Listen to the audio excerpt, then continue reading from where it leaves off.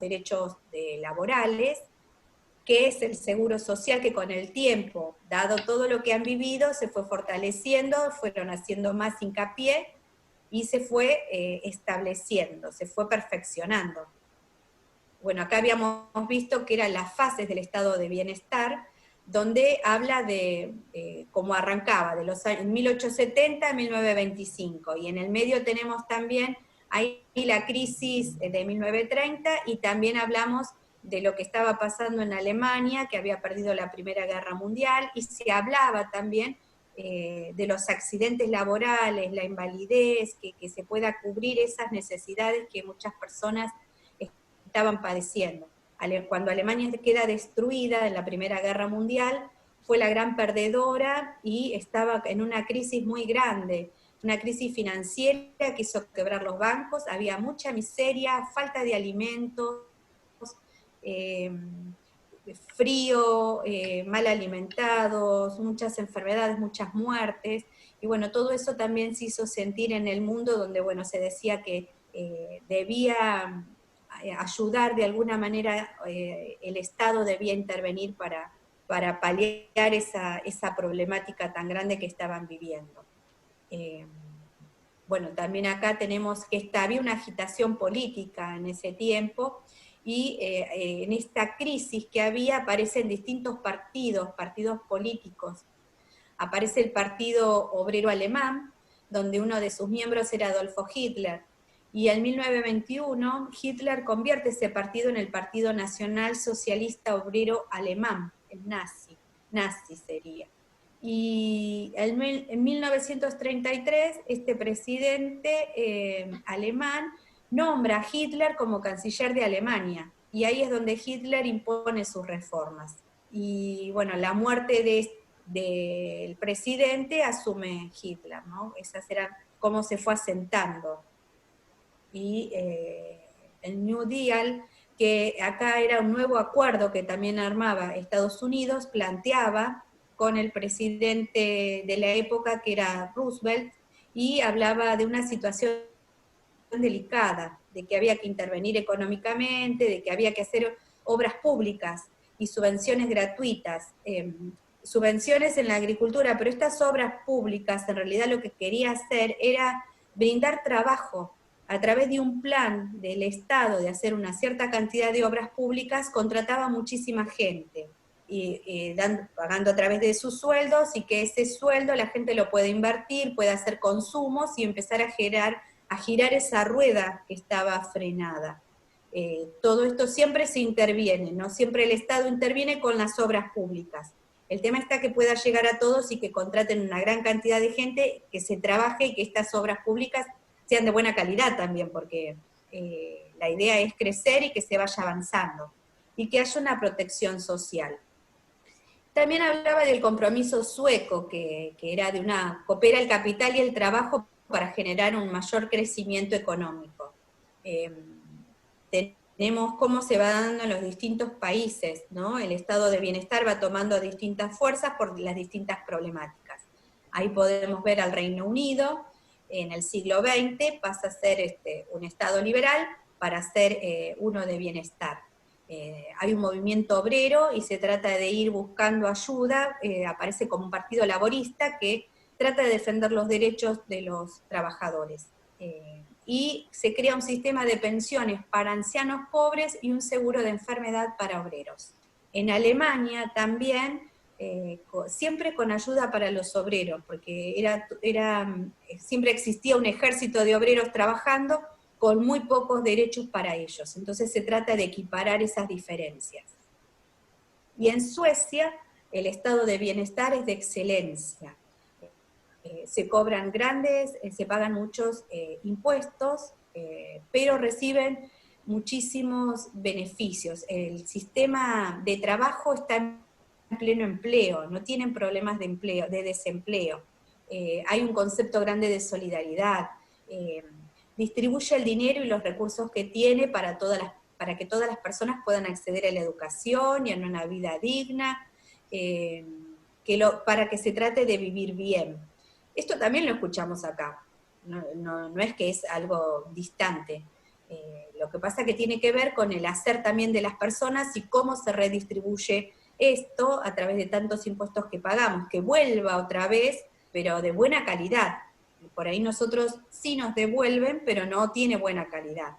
Que sería lo que habría que reclamar desde nuestra mirada, desde nuestro país, ¿no? Y habla también que, bueno, hay el Estado se encarga al 100% de los ancianos a través de asistencia a domicilio, y tienen el 98% de acceso a Internet. Son muy cuidadosos con el medio ambiente y son pioneros referidos a la equidad de igualdad de género. El sistema de salud es universal para todas las personas. Si bien acá también nosotros podemos tener este discurso y lo podemos decir, la realidad es otra para nosotros, ¿no? Porque tiene que ver con de nuestra historia. Por eso es bueno saber y conocer la historia, por qué se dan ciertos hechos. Bueno, y acá vemos en la crisis de 1929 sacó la larga que estaban pidiendo un plato de una sopa, café, algo para los desempleados, ¿no?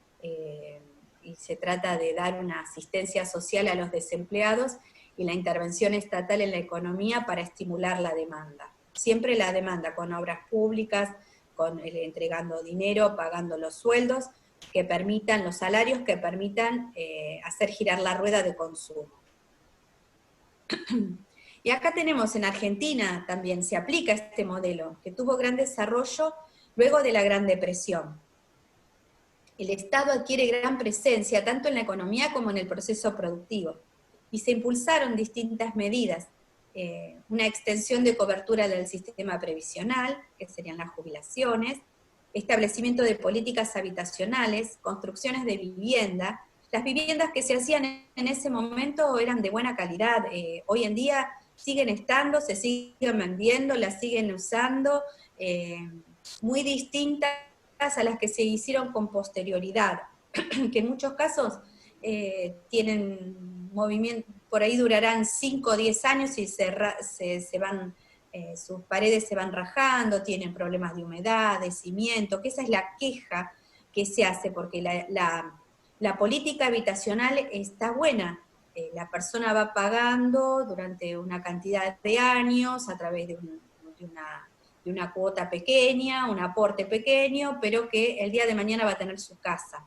Bueno, pero que sean de calidad, a eso se busca, ¿no? Que no sucede muchas veces, porque en el camino van utilizando menos materiales, menos calidad, van sacando cosas, y entonces cuando las entregan o tardan tanto, ya esas casas, hay muchas quejas por este motivo. Esas casas no tienen la calidad que deberían tener, siendo que por ahí en esta época, que estamos hablando acá, en 1930, las calidades de las casas todavía algunas se ven.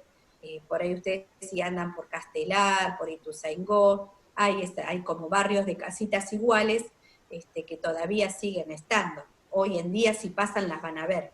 Por ahí acá nosotros en Moreno hay planes de vivienda que están más para el lado de Cascallares, me parece, pero la calidad no era la misma, y tienen otras problemáticas también, ¿no? Bueno, después tenemos política de salud y educación, hospitales públicos para todos y educación pública para todos. Ese sería el modelo keynesiano. Así como se expresa todo positivo y bueno, con todas sus variantes que después va trayendo. Y tenemos los movimientos de oposición, los que no están de acuerdo con esto, que el estado de bienestar no debería estar, que cada uno, que sería antieconómico, porque saca iniciativas, porque solo se van a invertir en obras públicas y que a la vez es para brindar más empleo, y estas obras públicas no son de la calidad que deberían ser. Esa es la queja fundamental. Hacer una autopista que después se termine perdiendo, o hacer un asfalto que no le ponen todos los componentes necesarios, ni se hace de la manera que debería hacerse, es doble trabajo, tiempo. Bueno, lo vivimos con lo que era la calle Nicaragua, donde se acuerdan de que para ir a la escuela, bueno, creo que estuvo 2 años, era todo barro cuando se hizo, después era como un chicle que se pasaba, lo trataron de emparchar, No sé si ahora estará funcionando o no, si pasa el colectivo o no, eso ahí ya en un momento se había cortado por el arroyo, ahí había quedado, y cada obra que se hace se vuelve a destruir, entonces la idea es hacer algo bueno y que quede. Es improductivo, provoca un rápido crecimiento de la burocracia. Cuando hablamos de burocracia es papel tras papel, un papelito, un sello, un papelito a tal hora, en otro lugar, la oficina tanto, se demora tanto para hacer algo, y en el medio se pierden los papeles, que resulta improductivo. Hay puestos de trabajo que no existen, que se podrían suprimir. Ineficiente e ineficaz, acá lo hablamos de esto, del malgasto de los recursos públicos, destinados a poner fin a la pobreza, ¿no? Por ejemplo, fútbol para todos. Se iba a utilizar el dinero para ciertas cosas y después se utiliza para otras. Entonces se van postergando, van pasando los años. La negación de la libertad, hay impuestos elevados, se crean impuestos elevados, porque todo esto hay que cubrirlo. Entonces volvemos a aportar más impuestos, somos nosotros mismos que volvemos a pagar más impuestos para recibir algo que es todo trabado y colapsado. Entonces consideran este movimiento no está de acuerdo. Tenemos que mirar las dos miradas, no podemos quedarnos ni con una ni con otra, pero sí hay que saber qué es lo que pasa y lo que sucede. Y una negación a la iniciativa individual, ¿no? De que como son, por ahí todos trabajan y se dedican al Estado, trabajan en el Estado, no habría como una iniciativa. Siempre son trabajar, hay muchas provincias que solamente viven del Estado, ¿no? Que pueden brindar trabajo y que no se desarrollan de otra manera. Acá tenemos, bueno, la crisis del petróleo, que esto va afectando todo el sistema, que va poniendo la intervención del Estado, ¿no? Y los neoliberales que acusan a las teorías, hay como un enfrentamiento, los neoliberales no quieren, se postulan desde otra mirada, plantean las que no están de acuerdo con el estado de bienestar, y acusan a Keynes de ser culpable, ¿no? Keynes sostenía que había dos problemas económicos, la inflación y el desempleo. Sostenía que ambos no podían darse en el mismo momento, es decir, o tengo inflación o tengo desempleo. Esto crea una gran fórmula de demanda global, porque se consideraba la demanda de las familias, las empresas y el Estado. Había que considerar esto. Y había un aumento o disminución de ciertas variables, las exportaciones, los gastos, la economía doméstica. Y había que solucionar este tipo de problemática existente. Entonces, lo que decían era que si había inflación, había que disminuir el consumo. De las economías domésticas somos nosotros, los consumidores, y para ello había que aumentar los impuestos. Entonces, los impuestos son más altos, no compramos cosas, no generamos inflación. Entonces, van viendo cómo pueden y nos frenan. Los neoliberales decían que el Estado no debía intervenir en la economía, que debían bajar ese gasto público mediante ajustes y recortes presupuestarios en salud y en seguridad social. Si acá lo tomamos, que el Estado se debe achicar, que debe tratar de, por ahí, no sé, en la parte política, un asesor que vuelve a tener su chofer, asesores, un montón de gente que trabaja, que recibe un dinero, un salario elevado. Bueno, lo que se busca es eso, achicar la cantidad de números, pero trabajar más. Todo eso también trae desempleo. Entonces es algo muy complicado. Y a partir de los 80, acá, bueno, en los distintos países, en diferentes países del mundo, llega un gobierno que presenta estas posturas neoliberales, no está de acuerdo, empieza a plantearlas, ¿no? Aplican medidas antes mencionadas, se produce una consecuencia. Los neoliberales van a proponer un cambio. Esto va a traer aumento en la desocupación porque van a haber muchos despidos, tanto en el Estado y por ende de privados. Imagínense que también el Estado es un gigante enorme que trabaja con un montón también de pequeños privados cuando va a hacer una obra, y necesita también de mucha mano de obra, pero también en el medio hay mucha burocracia, mucha pérdida de todo, cada eslabón que va llevando, hasta llegar a la producción final, que bueno, que son las rutas que vemos o los caminos que no están en buenas condiciones.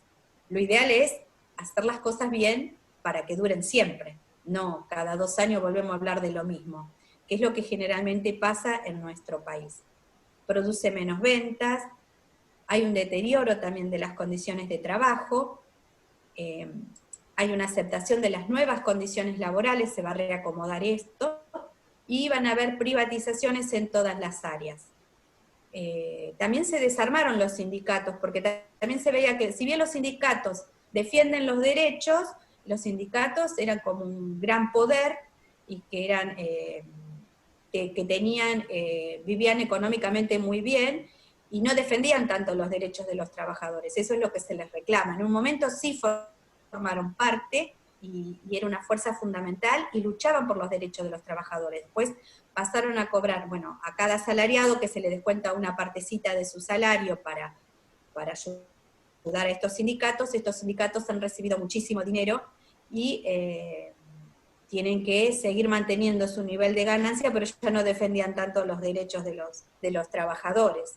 Eso es lo que se les reclama también, de que debería ser más justo.